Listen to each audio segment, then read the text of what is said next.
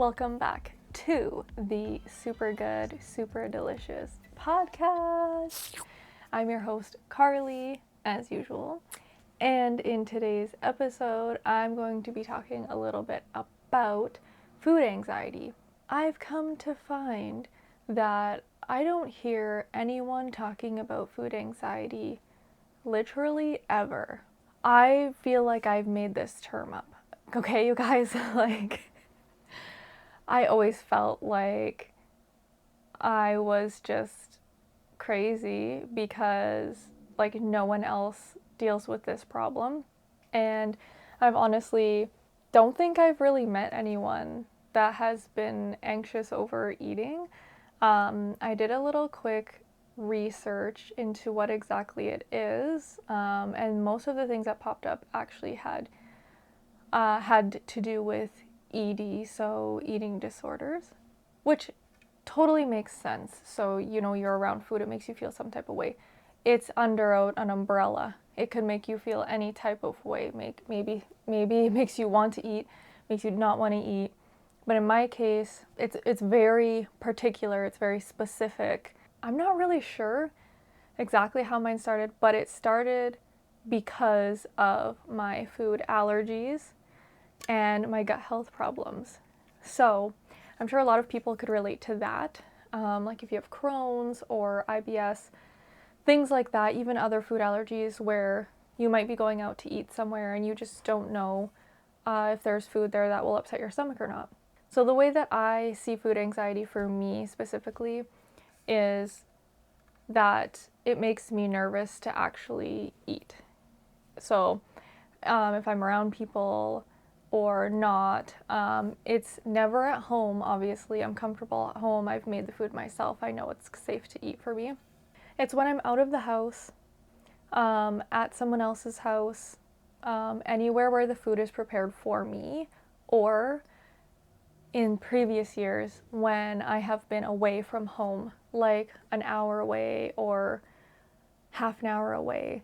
Basically, if I'm too far away from home that I couldn't just drive right from the restaurant back home within 15 minutes-ish because my stomach's upset, I have anxiety. I follow a few influencers, I guess you could say influencers, people on Instagram that talk about body positivity. So a lot of that, and then there are a few pages which they have, and I don't want YouTube to ding me, so I don't want to say the verbiage too much, but where they have talked about going from having issues with food from previous years where they had problems, they didn't want to eat because they wanted to be very skinny, and then now being comfortable gaining weight. And so I follow a few pages that are like the Birds Papaya, for example, and Own It Babe. They're very comfortable in my own skin, and you should be too. I would think that would be the type of person that would have dealt with food anxiety as well. And whenever they talk about anxiety or anything mental health related, it's never to do with actually food. I also felt like that was unique to me as well, considering I've literally never heard people talk about it before that even had problems with food in general. So I'm like, you know what? Why don't we just sit down and let's just record a little episode talking about food anxiety, because I have been dealing with it for years. I don't think I ever had an issue as a child or growing up. Obviously, you might be embarrassed at school of eating something, or I think a lot of people can relate to this, not liking eating in public, or was lunchtime at school and you're all sitting in a cafeteria or whatever, and you're like, oh, it's so awkward to eat beside other kids that aren't my best friends or whatever. It can be kind of weird. So I think that's a fairly common thing that happens growing up in school, especially once you get into high school. So I wouldn't say that I was ever really felt that way. I never could eat much. growing up, I was always a very small, petite person. Maybe this is where it started because I remember whenever we'd go out to eat, like, and even at home, my parents were always, finish what's on your plate, you have to eat everything, yada yada. And, like, I'm a small kid, like, I can eat that much food. I just wasn't me. I didn't really love food that much. Like, of course, I like chocolates and stuff like that, but I was just eating because you're supposed to eat 3 meals a day. So, like, it wasn't like I didn't think too much about it. Now, thinking back, like when we went out to eat in the city, so I'm from a small town. If we went out to eat in the city, I almost could never finish like a burger or anything like that. My dad always had to finish my food. I always got like the baby size meals and burgers because I couldn't even finish a burger, y'all. Like I had no appetite when I was a kid. And so even going out with like my grandparents taking me on birthdays and stuff, like I would just feel so awkward because I'm like, I know I can't eat that much food. And like, of course, it's such like parents and grandparents and people, like they're always like, eat, eat, eat, eat. And then you're like, I'm trying, like, I'm literally full. So actually, that makes me think because I remember having a thought about that I messed up my, not me, okay, it's my parents are to blame, messed up my sensory in my stomach, basically, or my brain, whatever, that tells you when you're full. Because for so many years of my life, it was finish what's on your plate. So I was constantly eating more than what I was comfortable with, which I know I'm a small person, but like I had a very small stomach. I didn't need to eat that much. So for me, it was like I was like constantly eating past my like sensing that I'm full. So sometimes for me, it's hard to actually know if I'm full. So sometimes I oftentimes just push it and like I'm like, okay, I'm like full, but I'll eat. Like when I'm at home, usually and the food is good, I'll just keep eating until my plate's empty. So that's probably just a bad habit, but like it's fine. I'd like to think I don't do that every meal. Oh my gosh, do I have a problem, you guys? I think I'm gonna actually learn to pay attention a little bit more to my body and make sure. I think I have been since being like diagnosed celiac. I think I've noticed that I can tell when my body's changing and like that I am full and that I'm full enough that I don't need to keep finishing what's on my plate. Like it's okay, just pack it up for tomorrow. So I think I have gotten better at like just packing my food up for tomorrow. So that's just a bit of like my growing up with food history, and who knows if it caused me any issues. But there's that. And so I don't really think it gave me like food anxiety or anything like that. But if I did not say it clearly enough, food anxiety to me is I have to go to someone's house to eat food, or I go out to a restaurant, like let's say we go to Toronto an hour and a half away or something like that, and we have to eat at a restaurant. I get very nervous and anxious to eat. Years ago, when I first realized like this is a problem, because I've been in the thick for years of not knowing like what I can and cannot eat, aside from dairy, which is not that scary to try to avoid. But once my issues started getting worse, I'm assuming to do with celiac. Once my food issues started to get worse and I wasn't really sure what was going on, that's really when I was like, I have a problem eating, like outside of my house. So essentially, the anxiety is that I'm gonna eat this and I'm gonna get sick. Like, how could you not have anxiety when you think every single thing that you're eating is like gonna make you sick? But I wouldn't say every single thing, I'm just being dramatic. Eating at home, of course, most times I knew I was not gonna get sick. Well, so I thought, which obviously I didn't know I had celiac. Imagine you're out in a public situation at a restaurant, or you're out at a friend's house or family's house, and you already have a little bit of like pressure of being like normal and talking. And what I mean by normal is like you're having conversations, you're laughing, you're being, you know, your usual self, happy, whatever. You're eating, you're just having a good time. But for me, if that anxiety hits, when it hits, it's like I'm the opposite. Like it's silence. It's like I'm just sitting here hoping and praying that my stomach isn't just going to like turn on me and I'm going to be in the bathroom, or I'm going to be laying on the couch and I'm like feeling lightheaded, or I'm feeling nauseous, or I'm just feeling out of it. So I can't talk anymore like a normal situation that I would be. That brings more anxiety because now I'm awkward. I'm being weird. Why am I not talking? Like, something wrong? Yeah, something's wrong. Very much, but it's very deep, and I'm not going to explain it other than, yeah, I'm a bit anxious. But it's hard also, you don't want to step on people's toes and be like, well, this food that I'm eating is making me have some serious anxiety right now that I'm gonna get sick. It kind of makes you feel like you're weak, and I don't like feeling that way.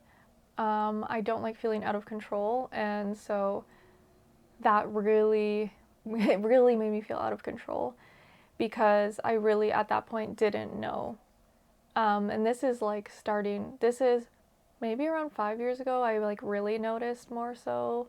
I think it started getting worse 5 years ago.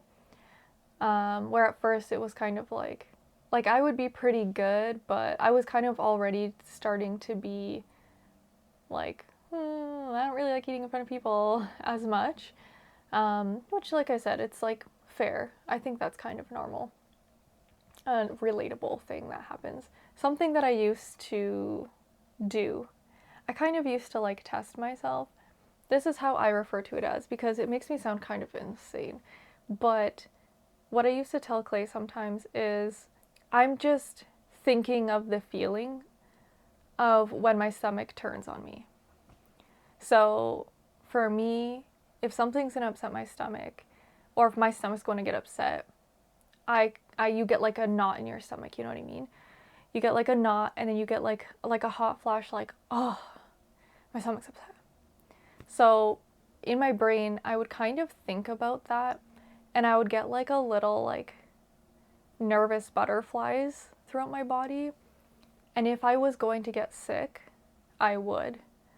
And if I thought of that feeling and I got my little butterflies and then nothing, I was going to be okay.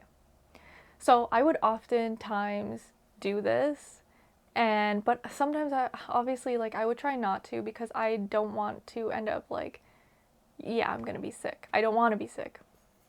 So sometimes I was like, hey, don't do that because I don't want to end up this going the wrong direction. But sometimes I couldn't help myself because my anxiety was so bad that I literally would just be like, oh my God, am I going to get sick? And then I'd be like,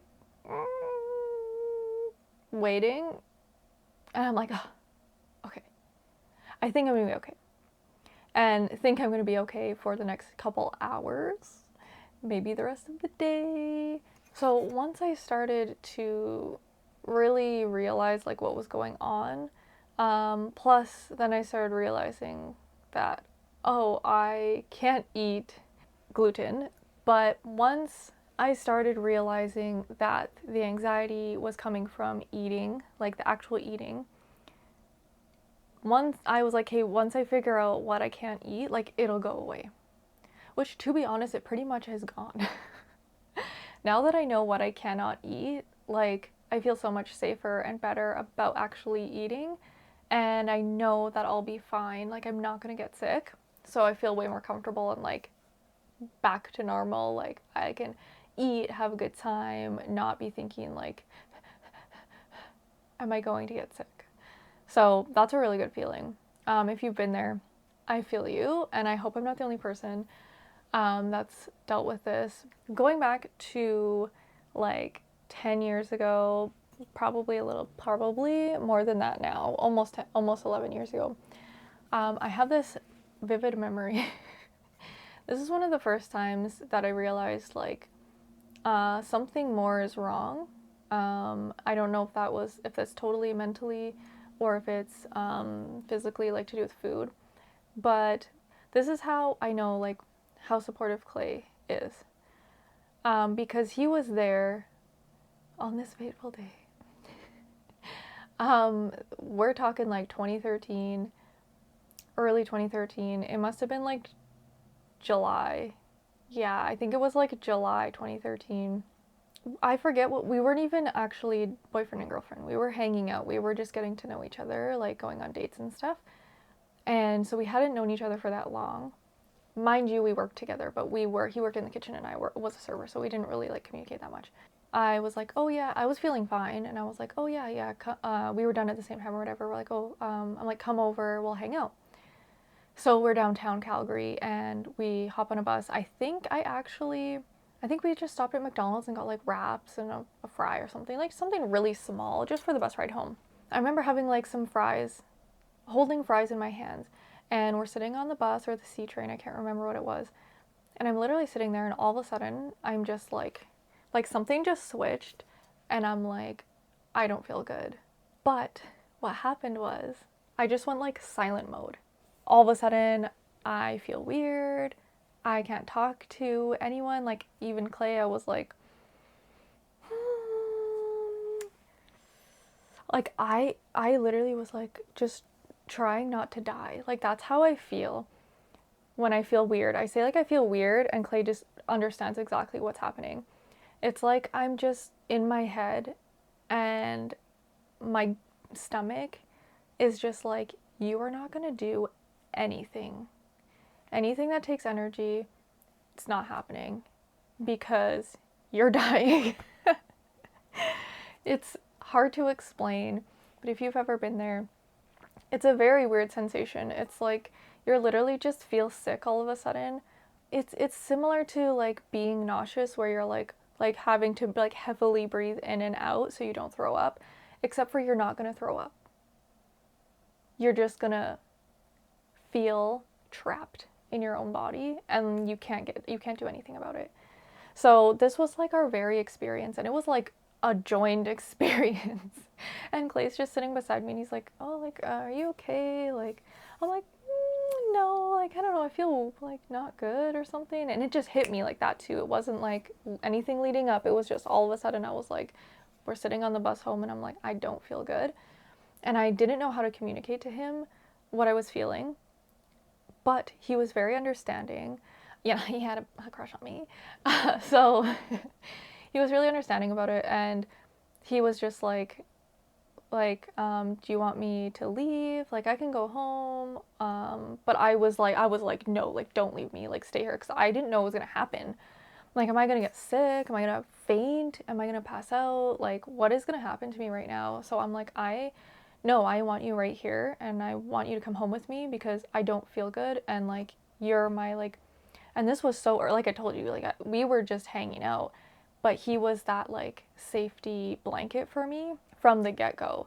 Like, I felt super comfortable with him, and I wanted him there for me because something was not right. And if I remember correctly, maybe it was half an hour of a bus ride, because you know buses stop and go and stop and go. But I'm pretty sure, like, by the time I got home and we got into the apartment and everything, I was actually starting to feel better. And I was just like, okay, like, that was weird. Like, maybe I'm fine, I guess. And from what I recall, like, we were fine. I don't know if maybe my stomach got upset after that, but this is the thing. That now was stuck in my brain from then on. I was just stuck with, I might get that weird feeling and behave weirdly, and then what if I pass out? Or what if I throw up? Or what if now, 15 minutes from now, or that my stomach might get upset just immediately and I have to go and like explode in the bathroom. That is not cute if you're not at home, okay? Not cute. So I did not want any of those things to happen. So now it's stuck in my brain moving forward. oh shoot, if I eat something, it might just make me like that again. And people are gonna think I'm like something like really wrong with me, or like I'm being like really weird, and I don't know what to do about it. And it also gave me the time frame, which now I'm recalling is a time frame that I stuck to for a lot of years. If Clay and I were out running around doing errands, and I'm like, oh no, I don't feel good. First of all, I didn't even have to tell him. This, if you guys watched the last podcast episode with Clay, you could kind of see, we kind of talked about it a little bit, but you can kind of see that like he's been there, he's been through everything with me for years. He could just feel the vibe like immediately. He felt I was off, and it ended up getting to him being like, are you okay? And I just would be like, mm-mm. Like, because I was being so silent. And a lot of the times this would happen in the car, which is why it really added on the addition of if we leave the house, because a lot of the time we'd leave the house and I'd be like, oh great, now I don't feel good. So many times he would just be like, are you okay? And, or like, are you sick? And then I would just be like, I don't know. I actually think that was my answer most of the time, was just, I don't know. And that always meant yes. But I also always, so I have like fear of vomiting. So growing up, I never liked to admit if I felt sick, because if you admit that you feel like you're gonna vomit, most likely you're gonna vomit. And so I never liked admitting that I didn't feel well. So it was kind of a nice like medium of me being like, oh, I don't know. But I'm so silent, he just knows I'm like crumbling inside and I don't know what to do. And I just like, talking is not going to help. It's going to harm, or that's what I believed, is that I can't even talk because it's going to make it worse. It's like so nice to have someone that you can literally just rely on, and then as soon as I say like, yeah, I'm not feeling that good, he would just do everything he can. He would be like, okay, if we just have to stop a few more plates, or he'd be like, do you need to go home like right now? And I could tell him like no, or like yeah, actually yeah, I need to go home right now. Or like I would get hot flashes, so I'd like roll down the window and just be like, I just need some like fresh air, or we just need to pull over and like stop somewhere and I need to go for a walk, just get some fresh air, just get my body moving, and I can like move out of it. Where one time I remember we were going to the grocery store, he just went in the store by himself. He's like, hey, just like stay out here if that's what you need, whatever. And I remember getting out of the car and like I think it was cold because I was wearing a winter jacket. And I remember getting out of the car when he was in the store and just like squatting down beside the car because I felt so horrible. But like for some reason, if I squatted on the ground, like that made me feel better. Like sitting in the car, oh my gosh, this is bringing back so many memories that I used to just recline the seat and I would just lay on my left side. So really big tip for you, if you have an upset stomach, any upset stomach, I'm not lying, lay on your left side. The way your stomach is shaped, laying on your left side makes everything flow the proper direction, where if you lay on your right side, it's actually the opposite. So it's harmful and not helpful. So lay on your left side, like just straight on your left side. If you ever have a stomach problem, it has saved my life so many times. I used to actually just curl up sideways. I'd recline the seat, the passenger seat, and I would just curl up sideways. And a lot of the time that would really help with my like feeling weird, or if I was feeling sick or getting sick, it would help for the duration of like till we got home, where I could then come inside and explode. That's a very interesting memory that I have. So if you can tell, this is a lot of related to problems with celiac and a lot of symptoms.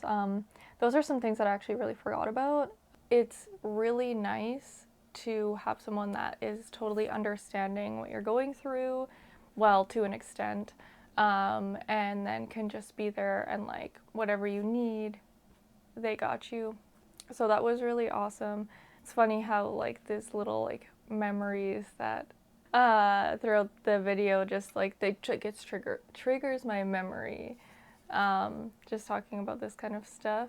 Like I said, a lot of these things now I've realized are like super related to celiac disease and my symptoms from eating gluten. which I had zero idea that I couldn't eat gluten ever. I don't know when it started, and I mean, if you could imagine, perhaps it's been 10 years, and it's just increasingly gotten worse and worse for me. What I found to be extremely helpful with the anxiety was actually challenging it and doing the things that made me really uncomfortable. So one, finding out the food and cutting it out made me way more comfortable. But in addition to that, actually keeping doing things like eating outside of my house or at people's houses, obviously if you know you eat your own food or whatever, um, it just helped so much more. Like just challenging those things that give you anxiety help you so much to just overcome it. I used to be anxious to literally just leave the house. Like I was anxious to drive on the highway, and like I've been driving since I was 16. So, and driving in Calgary, a huge city, on the highway every single day to work for years, and I now all of a sudden am all nervous and anxious to drive. So I don't know if that's food anxiety related, but I will have to say it. I feel like it kind of like crept in um, because now I'm just anxious about everything and anxious to just leave the house, drive the car. Like, I'm like, please drive me everywhere because I don't want to drive. I'm scared or whatever. And so, just honestly challenging those. Like, I had to take my final driver's test, and I was like full blown panic attack when I was waiting for the driver instructor. It was horrible. Like, I was so bad at one point, but like overcoming that and then like just keeping on doing things like that helped so much. Where I might get nervous to do things nowadays, but like it's nothing compared to that. Just keep fighting it and you'll see the light at the end of the tunnel. So it has been such a long journey, literally. It's actually wild, like going through everything and thinking back to like kind of when my food anxiety started and then how it's ended up now, where I feel like really good going over to someone's house and like eating stuff that I know will be good for like fine for me. I don't have those like really, really intense anxious feelings anymore. Especially like while eating, I'm kind of like eating and I'm like, well, I feel good, so like, don't even think about it. And it's just like out of my mind. And that will be it for this episode. I really enjoyed just going through that whole time in my life, which was a big portion of my life, to be honest. Struggling with the food anxiety and eating, and just not knowing if I was ever gonna not be sick after eating. So I hope that my tips helped you. I hope that, you know, if you're struggling with this as well, that you just keep pushing and keep going and it will get better. I can be proof of that once you find out what's really bothering you and then you just remove that item. It just like gets better every day from there, and then you just keep challenging yourself and you keep growing, and then eventually you'll be in a good spot again. I'd like to say again. But that will be it for this episode. I hope you enjoyed, and I will see you in the next one. Bye!